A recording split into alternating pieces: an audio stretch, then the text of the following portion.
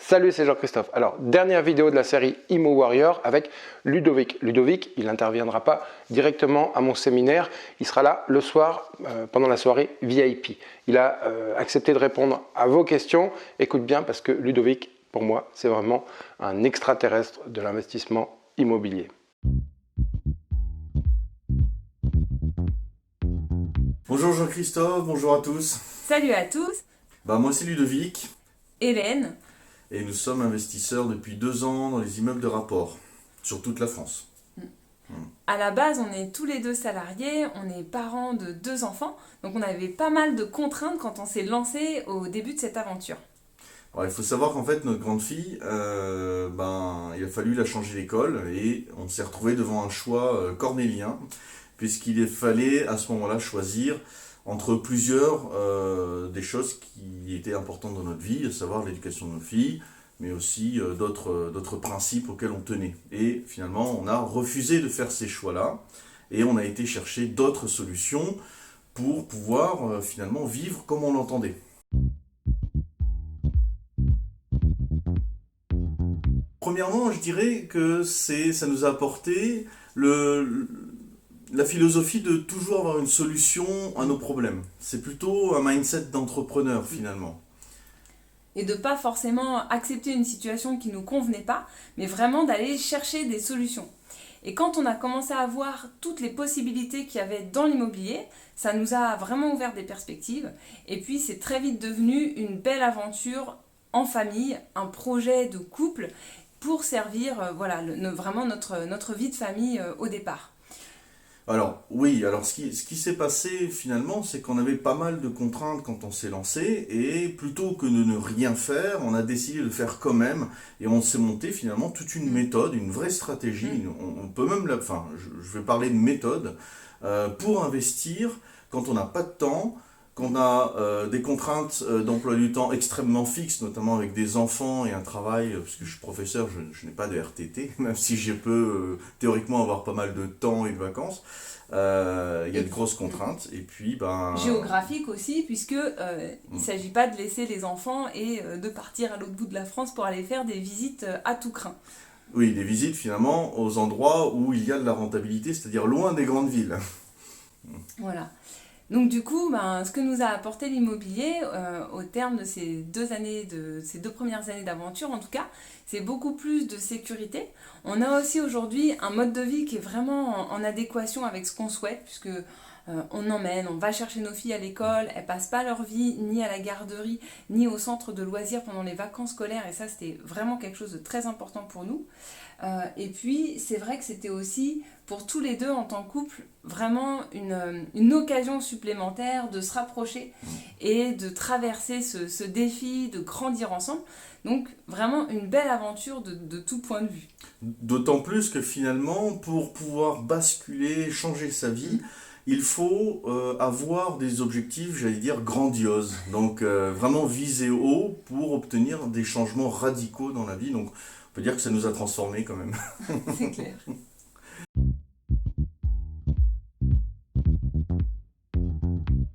Un des retours qui a été finalement une belle surprise, c'est toutes les personnes qui sont venues nous voir pour nous demander des conseils. Et petit à petit, à force d'avoir de plus en plus de demandes et de questions, on s'est rendu compte qu'à travers notre propre expérience, on pouvait ouvrir la voie à d'autres personnes et amener d'autres couples, d'autres familles à transformer leur mode de vie, à élargir leurs horizons. Et ça, c'était vraiment une super belle découverte. Oui, il faut comprendre que comme on a industrialisé notre stratégie, elle est finalement reproductible et c'est une méthode qui s'enseigne. Alors bon, c'est un peu mon corps de métier, mais sur le coup, on a de beaux résultats avec nos coachés, puisque on a des retours vraiment sympathiques à toutes les étapes de leur développement. Et en premier lieu, ce qui revient, c'est non seulement les résultats, mais les résultats de toute façon en immobilier. Une fois qu'on se met en action, ils arrivent assez rapidement, mais c'était plutôt la transformation de la façon de penser, du mindset, et puis surtout les perspectives qui s'ouvrent dans la tête de nos clients, parce qu'on fait péter toutes les barrières mentales, et il y a vraiment l'espoir d'une vie transformée, quoi. Quelque chose qui va se mettre en place et qui va arriver bien plus vite que prévu d'ailleurs souvent. Parce que l'action entraîne les opportunités. Alors c'est vrai que ça, les exemples concrets, on les a un petit peu à toutes les étapes, que ce soit au départ, des personnes qui disent « Ah, c'est génial, j'arrivais pas à trouver des bonnes affaires et là je me rends compte que quand j'applique les critères de recherche, je trouve énormément de choses. » Ou alors d'autres personnes qui vont être en train de négocier plusieurs affaires en même temps, alors qu'au départ, elles n'avaient jamais imaginé mener en parallèle la recherche sur plusieurs biens, la négociation sur plusieurs biens. Donc effectivement, là, on va avoir un phénomène d'accélération. Et il faut savoir aussi qu'on parle pas mal de relations avec les partenaires de vie, c'est-à-dire dans le couple. Ça permet aussi de faire en sorte que l'investissement immobilier, en tout cas ce qu'on va transformer en aventure immobilière, ne se transforme pas en fiasco du côté personnel, quoi. C'est ça. Ne pas arriver tout seul à la fin avec ses 5-10 immeubles, c'est pas une bonne idée. En tout cas, c'est vraiment pas ce qu'on recherche. Et du coup, comme on est très axé sur le manque de temps et mettre les bonnes priorités dans la vie et faire en sorte que l'IMO rentre dans ce cadre-là, on va être très attentif à l'utilisation du temps, à la fois pour avoir les actions efficaces dans l'immobilier, mais aussi pour toujours garder un temps minimum pour se caler avec son partenaire de vie, se poser les bonnes questions, mettre en place des bonnes habitudes qui vont faire en sorte que l'aventure reste une aventure à deux, qui soit une voie de développement et de rapprochement et pas l'inverse. Oui, parce qu'après tout, si vous n'êtes pas capable de convaincre votre partenaire de vie pour votre projet, ça ne sert à rien d'aller voir un banquier, vous n'arrivez pas à le convaincre non plus.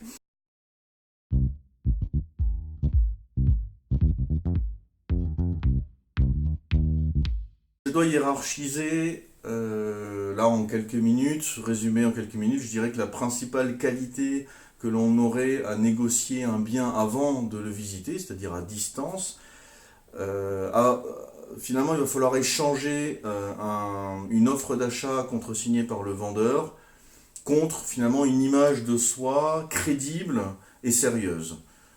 C'est-à-dire échanger finalement son offre, on va dire écrite par mail, contre de la confiance. Et il y a tout un tas d'outils en fait qu'on va utiliser pour créer cette confiance, créer cette crédibilité, ce sérieux qui va nous permettre en fait de ne pas passer pour un clown à balancer des offres comme ça sur la base de rien du tout. C'est complètement l'inverse, on va complètement retourner le sujet et se projeter comme quelqu'un d'extrêmement sérieux avec des garanties qui vont nous permettre d'être étudiés de façon sérieuse par le vendeur. En tout cas, notre offre sera étudiée de façon sérieuse.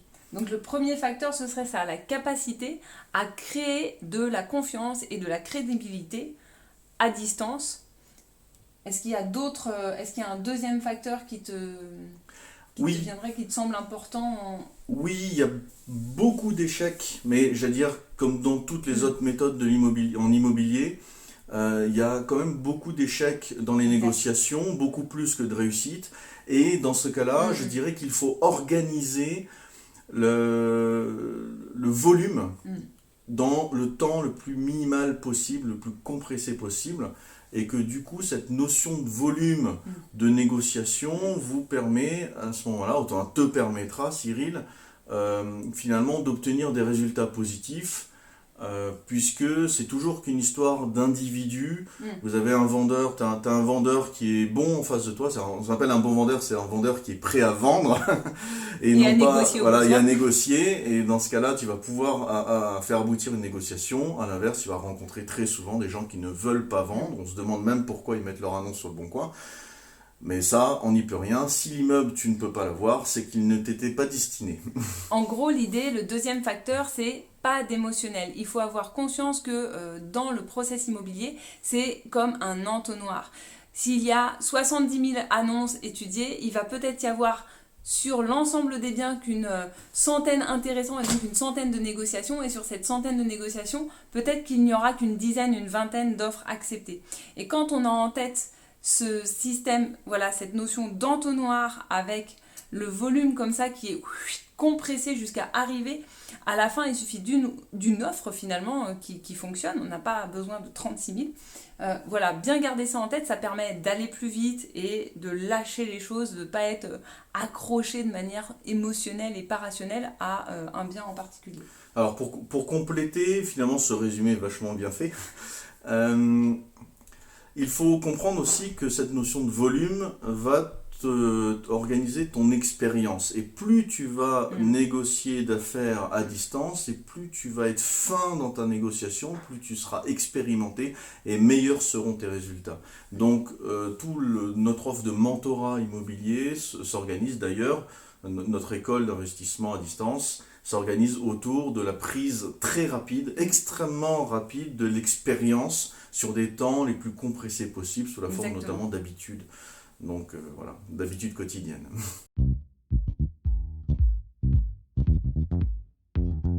Alors, je vais pas répondre exactement à ta question, Clément. Je vais plutôt répondre à ma façon, c'est-à-dire que je vais te renverser le truc, je vais te dire, mais pourquoi s'attacher à un secteur géographique? Alors, quand tu cherches une bonne affaire en immobilier, tu recherches a priori une bonne affaire. Si tu commences à rechercher une bonne affaire en immobilier dans un secteur géographique précis, eh ben, tu vas d'abord chercher un secteur géographique avant une bonne affaire. C'est-à-dire que tu peux attendre longtemps avant de trouver la bonne affaire dans ton quartier. Et quand elle sort, évidemment, quelqu'un la prend parce qu'il a un meilleur dossier que toi, parce qu'il est plus rapide, voire même l'annonce ne sort même pas sur le bon coin puisque ça reste du marché gris. L'agent immobilier appelle directement sa liste et il tombe sur un acheteur avant de le mettre sur les réseaux, on va dire, un peu plus démocratiques. Donc, le principe, c'est de dire, si tu cherches une bonne affaire, tu sais pas où elle va tomber, tu sais pas quand, mais tu la cherches. Une fois que tu as défini les critères d'une bonne affaire, tu vas les rentrer dans les réseaux, on va dire, en ligne, les plus connus, et quand tu vas les trouver, tu vas ensuite étudier où est-ce qu'ils sont géographiquement parlant. Et tu vas découvrir d'ailleurs de superbes coins, des villes qui font 3 000, 10 000, 15 000, 20 000 habitants, qui sont absolument inconnus au bataillon, et qui sont d'excellents placements, qui sont d'excellents secteurs, dynamiques, avec de l'emploi, avec des spécificités locales très intéressantes pour l'achat immobilier, avec de belles perspectives pour l'avenir, et qui ne sont pas des villes comme Paris, Bordeaux, Lyon, on va dire, où tout le monde se jette puisque le taux de vacances locatives et la perspective de revente avec plus-value est quasiment sûr, donc on a forcément, plus c'est sûr, plus les rentabilités sont basses. Donc le but c'est d'aller finalement chercher la bonne affaire où elle sort et ensuite d'étudier le secteur géographique. Ce qui fait, pour répondre à ta question quand même Clément, nos immeubles sont un peu partout en France et a priori sur des secteurs qui nous ont beaucoup intéressés. Voilà. Et pour résumer simplement, donc, dans des secteurs géographiques variés, ce qui permet une dilution du risque, et dans des villes où on trouve de la rentabilité, donc de taille généralement moyenne ou petite, un peu partout en France.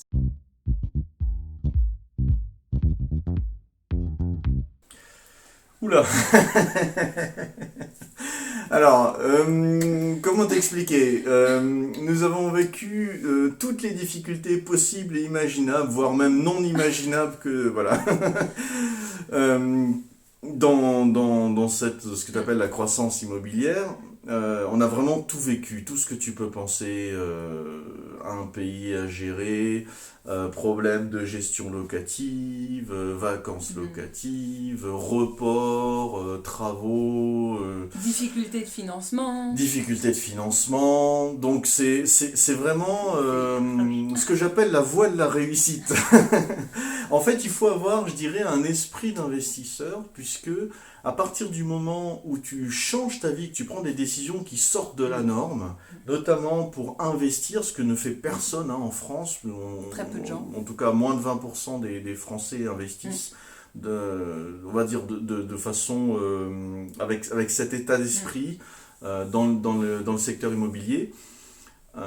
Quand tu prends des décisions qui sortent de l'ordinaire, tu vas aussi devoir régler des problèmes qui sortent de l'ordinaire. Et c'est normal, c'est le processus normal. Il faut avoir le mindset d'entrepreneur, ce qu'on va appeler l'immoprenariat.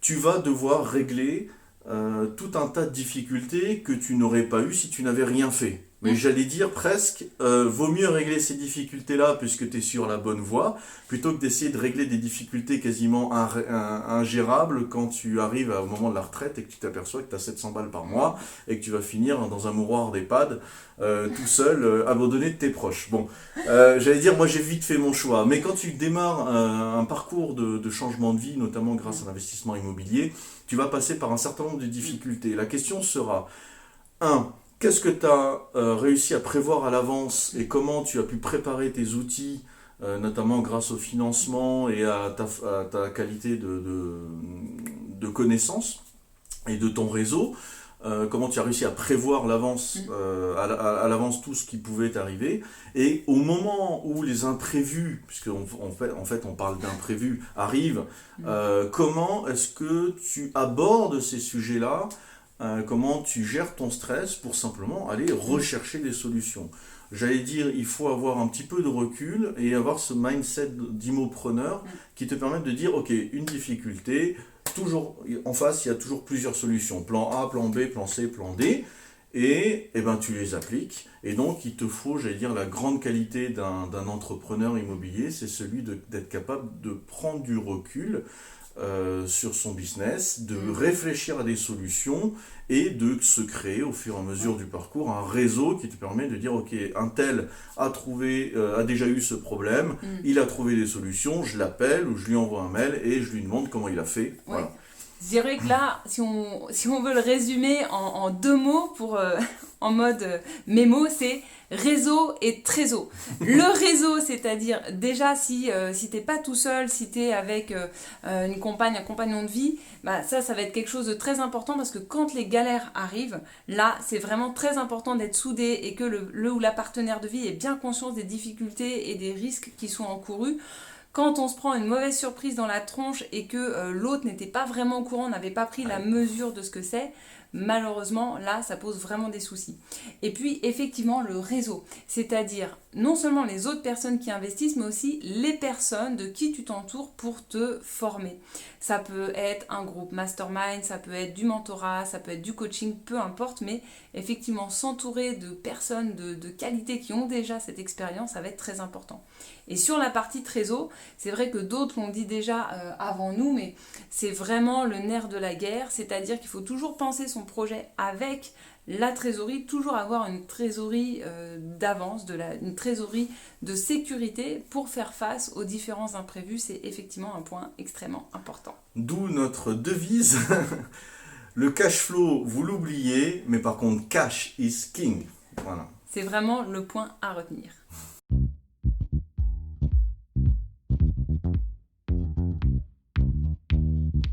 Alors, une citation, je l'ai déjà marquée. Dans ma vie, j'ai pris des décisions déraisonnables et j'ai obtenu des résultats déraisonnables. C'est notre mentor business Eric Béanzin qui le dit et je vous laisse méditer là-dessus.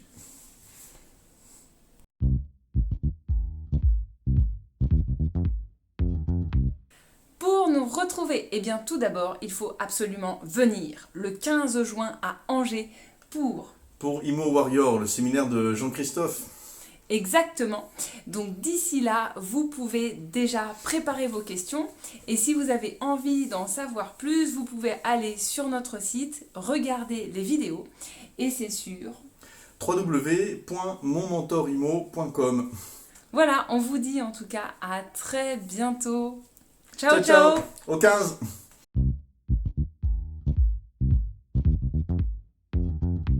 Alors, je t'avais dit que Ludo, c'était quelqu'un qui gagnait à être connu. Alors, il nous a fait la surprise de répondre à l'interview avec Hélène. Donc, Hélène, elle travaille aussi sur le couple, l'investissement en couple. Hélène, de son métier, elle est chercheure au CNRS. Tu pourras discuter avec eux le soir du 15 juin à Angers, lors du séminaire Immo Warrior. Dépêche-toi de t'inscrire, c'est ici. Les prix montent régulièrement. Je te dis à bientôt. Merci d'avoir suivi cette vidéo. Salut, salut.